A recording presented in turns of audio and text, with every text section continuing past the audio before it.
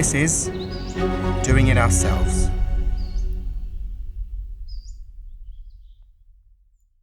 Well, hello everyone and welcome back to another video. It's a very, very hot day at the chateau today. It's a little bit too hot to be working outside, so we are taking a break just for today. But the greenhouse is almost ready to paint, which is a good thing. But in the meantime, I had a little idea to do a painting.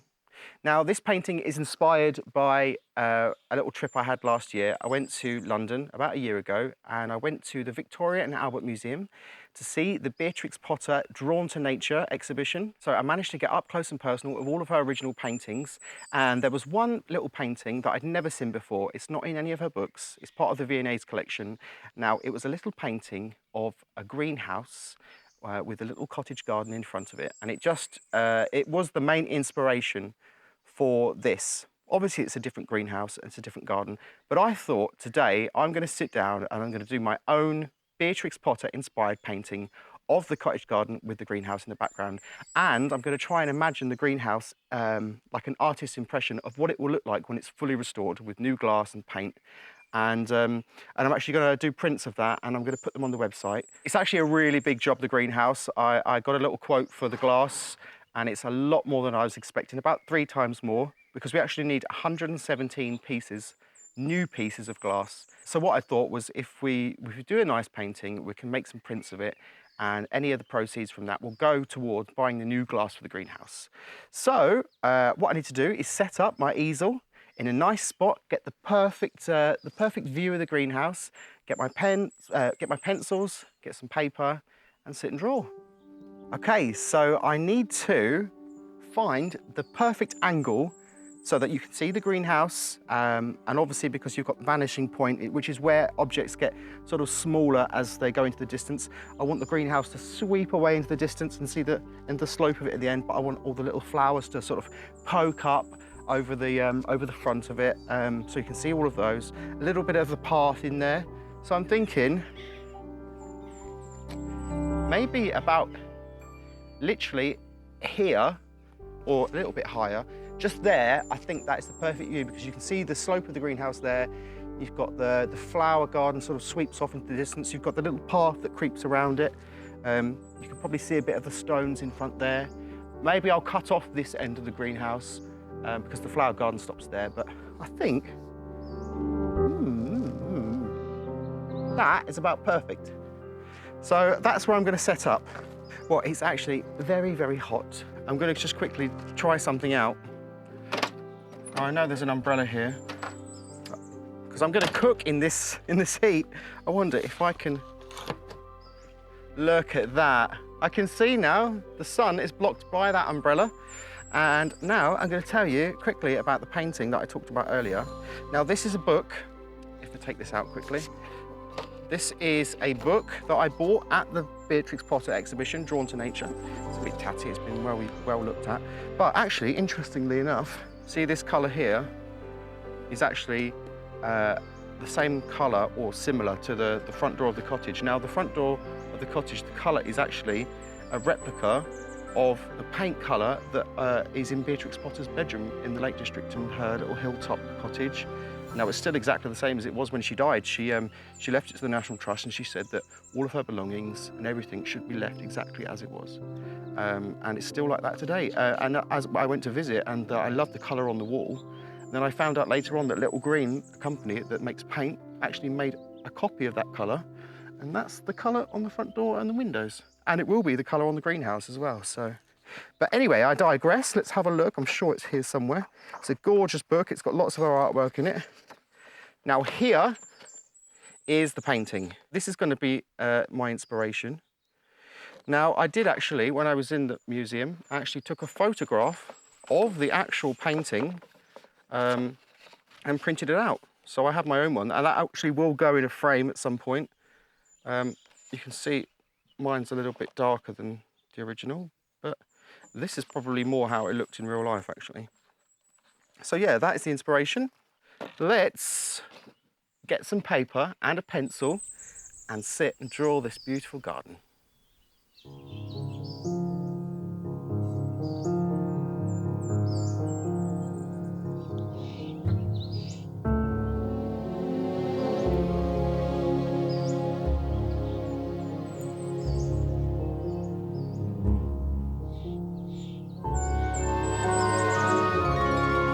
Okay, so I've got a nice sheet of paper, watercolour paper.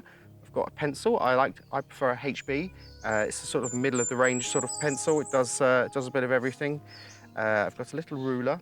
I'm going to need that for the greenhouse because there's a lot of straight lines, and me and straight lines don't get on when we're drawing, so I need a bit of help for those. But I'm more into drawing natural things like animals and flowers and things, but yeah, I will need that for this. And also, I've got a pencil sharpener, going to need that, and I've also got a kneaded putty eraser. Now it's a bit like Play-Doh, and it's my favourite kind of eraser because you can roll it into a little point to get, you know, little tiny details, or you can squash it flat and take out a lot more. So always need a putty eraser, they're my favourite. So let's get going. Let's try and get the wall first, the line of that wall.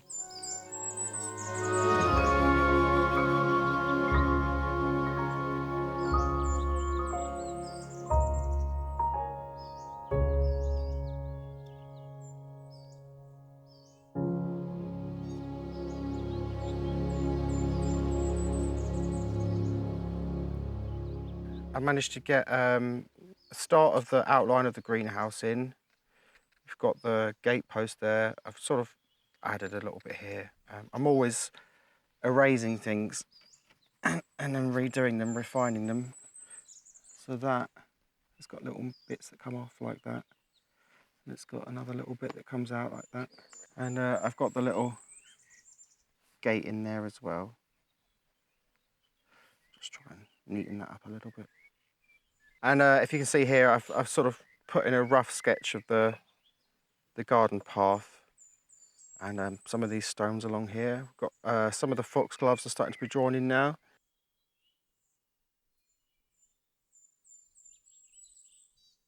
Now I will need to go in once I've sort of got a rough layout, and I'll probably go back in with my eraser and draw in some of these lines much straighter, like sort of like this. But what I'm going to do once I've got most of it drawn, I'll go. I'll take a photograph of it. So I've got an idea of the colours and things. And I'll probably go indoors and sit at a desk and start putting in the flowers and things like that. But yeah, I think it's looking good so far.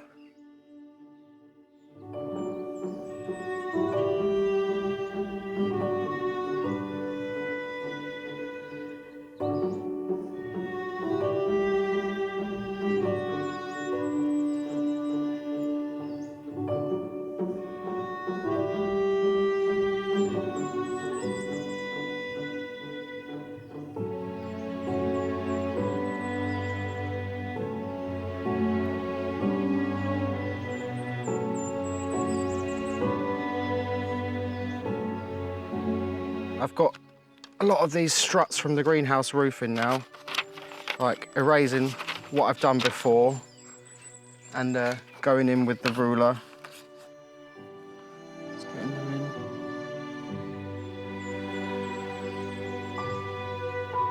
Like that. And once you've got sort of the right angle that you want, the right perspective, then you go in and then you just take out what you've done and then go back in and make it neater. Right, let's put these in a bit darker now because we know they're in the right place. These Fowkes gloves, they have like pairs of leaves as they go up the stem. They all sort of come from the same place.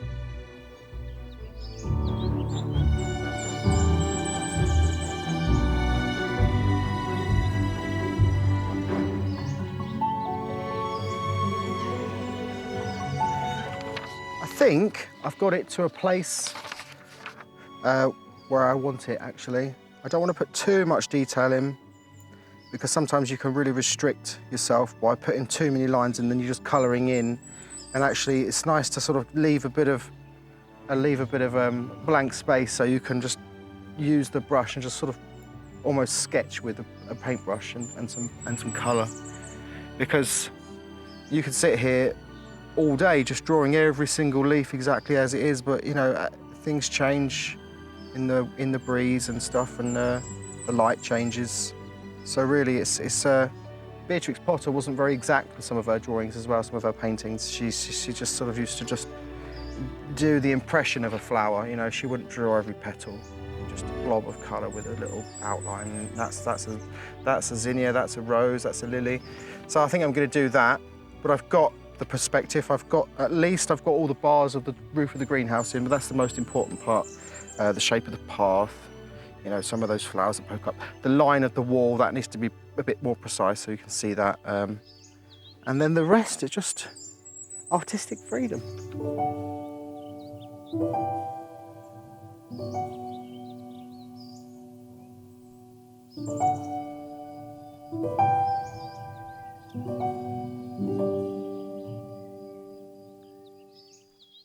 Right, well, I've been here most of the afternoon. I've got the picture to a stage that I'm happy with. Now the light's starting to fade, and I would like to be able to go and paint some of this with natural daylight.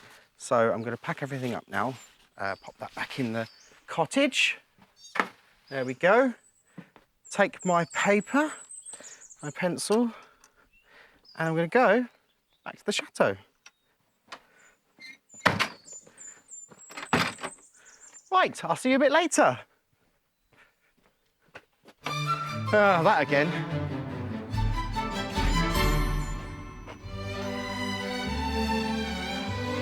Bloody gate.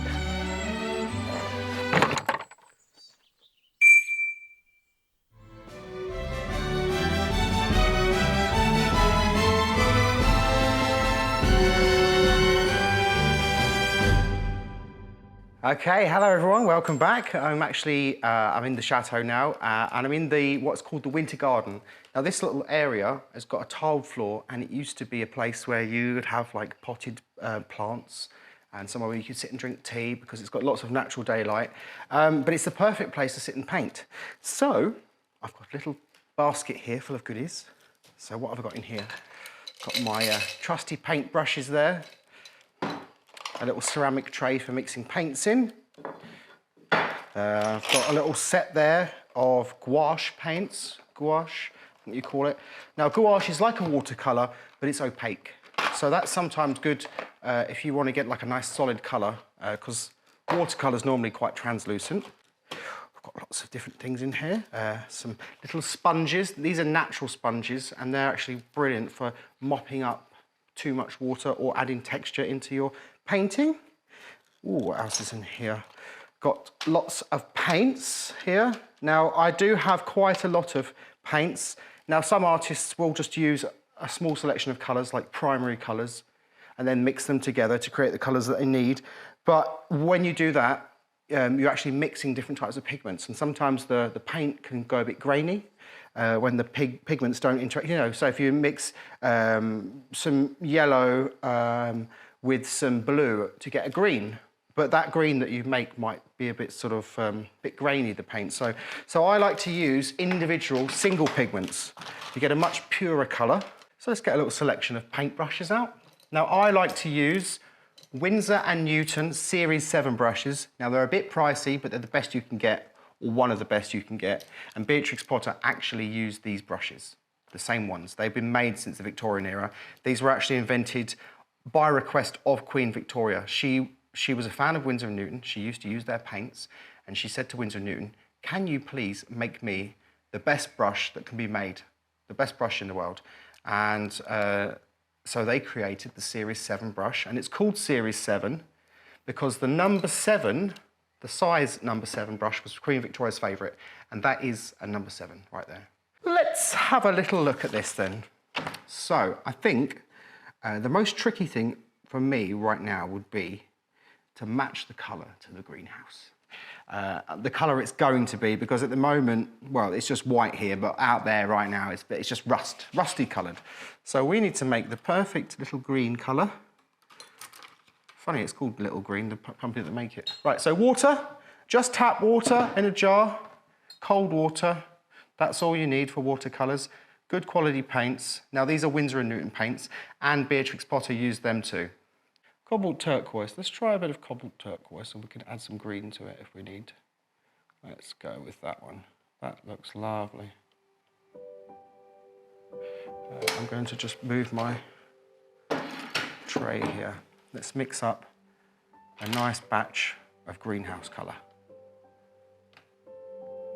Now that is Not quite there yet, but we're going to need a lot of it because we've got all of these bars to do. So let's get plenty in there, because if you mix up the perfect colour and then you run out, you might not get it twice. You might not be able to mix the same one twice. I've done that before. Oh, I think we are almost there. Let's just get a dash more of the green. That might be it. See, what I like to do is I like to get a piece of paper exactly the same that I'm painting on, and I use it just to test my colours, because what it looks like in the, where you've mixed it in the pot, it can come out really different when you put it on paper.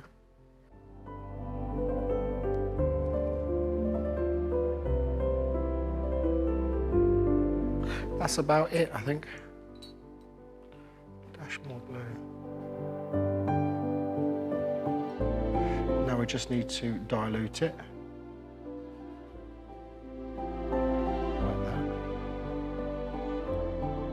That looks, and I'm looking at that now, and I'm looking at my paint that goes on my door as it sits in the pot. That's what it looks like to me. Okay, let's put, where is it? It's here. Let's put some of this lovely green colour, blue colour, green colour, whatever it is. Let's put some of that on the paper. So now is the moment. It's now or never. Let's try out this colour. Oh, that looks nice.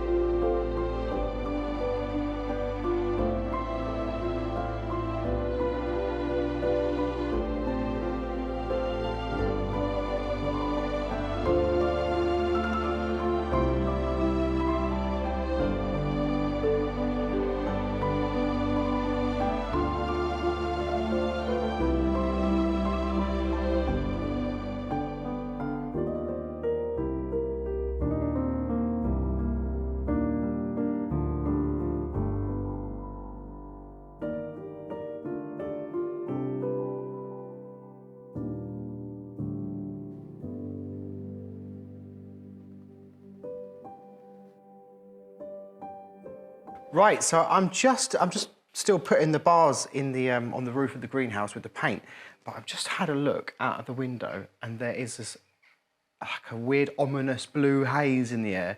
And I've just looked at the weather forecast on my phone, and apparently we have got a big rainstorm coming up from the southwest at the minute, and we haven't had rain here for at least a month, and it's been so dry. I've been having to water the flower gardens every night, but the lawns are drying out, so hopefully we'll get a nice bit of rain tonight, which is, well, we've really been waiting for it.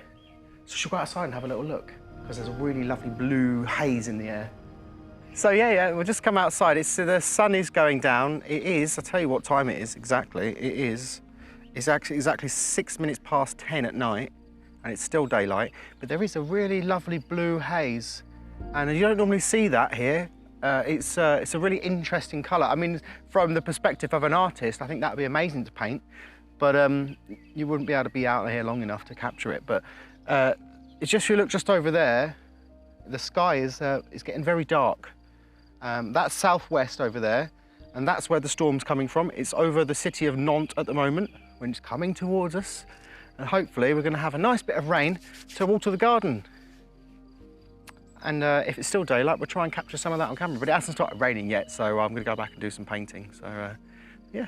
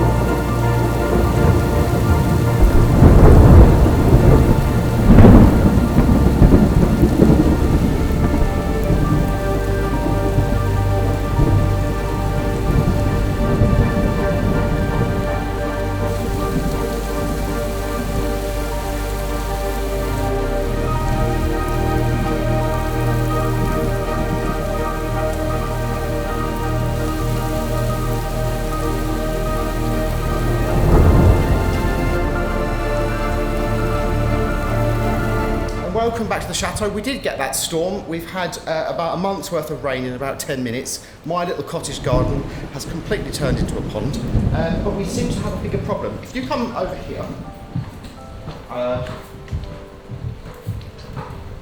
the grand staircase is now a waterfall, and we don't know why. It seems to be dripping through the chandelier.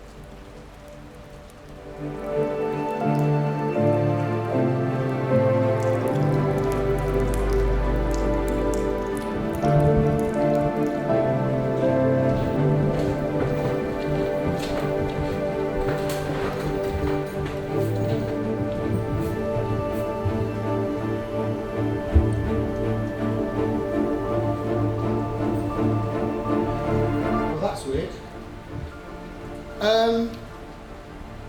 Where's the water coming from? There's no water coming through the ceiling.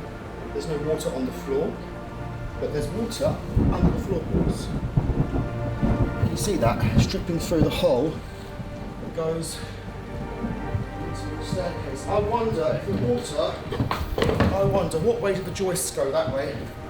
I think water's come through this window, down the panelling, down under the floorboards, and it's run under the floorboards into the centre, and it's dripping through the fitting that goes into the chandelier. So we won't be switching that on.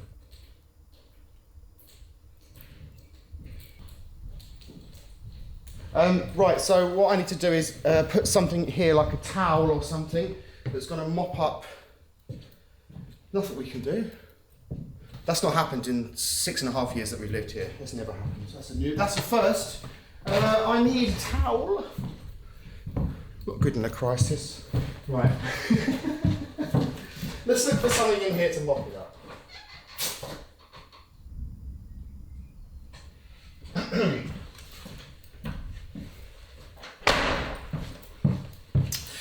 I think the best bet is to just let all the water drain through, because if we block it from up here, it's just going to sit under the floorboards up here. I guess let all the water drain through that's going to drain through. I think the rain stopped now, and just mop it up and hope that it doesn't happen again. And that's something we'll have to have a look at. I think that window, we might have to get up there and caulk around it. We haven't got a cherry picker anymore, so we can't do those sort of things easily anymore. At least the chandelier's getting a good clean. It hasn't been cleaned in 6 years.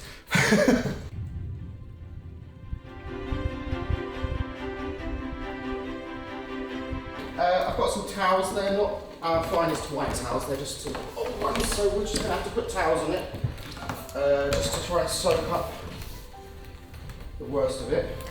And then I'm going to have to get them. Oh my god, it's really bad. The whole chateau is flooded.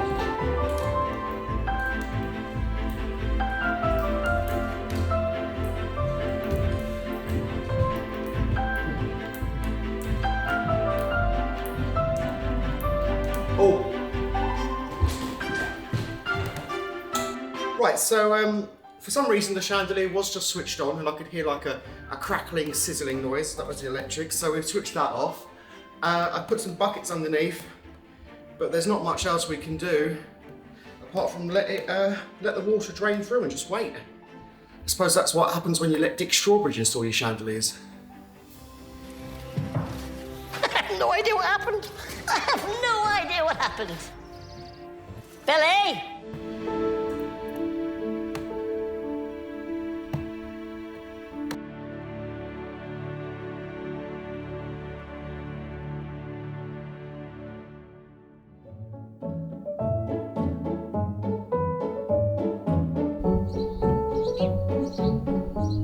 Right everyone, I've managed to finish the painting. I stayed up all night to get it done. I'd love to have spent a little bit more time on it, but I think it's looking okay.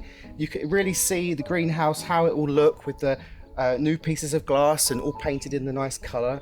And yeah, I'd like to let everyone know that this is actually, from the end of this video, this will be available as a print on the website. The print will be A4, so it's the same size as this. and every single print sold will pay for a new piece of glass for the greenhouse. So so if anyone would love to help out with the restoration, buy a print, and your print will go towards a new piece of glass, and each print will come with a little handwritten thank you note saying thank you for helping towards the restoration of the greenhouse, because I'm really hoping that we can get it done, because it's a beautiful old greenhouse. It's been here for over 100 years, and I'd like it to be here for another 100 years. So yeah, so it's on the website doingitourselves.com, and I just want to say thank you very much for watching this video, and I'll see you for another one very soon. Bye.